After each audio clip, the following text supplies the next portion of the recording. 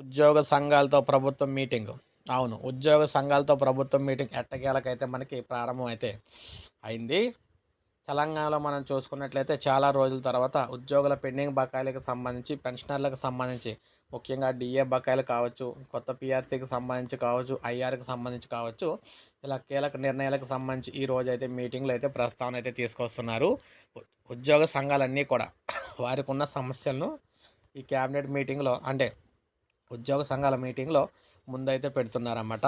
ఈ మీటింగ్‌లో ఖచ్చితంగా ఎట్టి పరిస్థితుల్లో తెలంగాణకు సంబంధించి ఉద్యోగ పెన్షనర్లకు అన్యాయం అయితే జరగకుండా వారికి సంబంధించిన రావాల్సిన నిధులన్నీ కూడా రాబట్టేందుకు ఉద్యోగ సంఘాలన్నీ కూడా వారి ప్రయత్నాలు అయితే వారు చేస్తూ ఉన్నారు.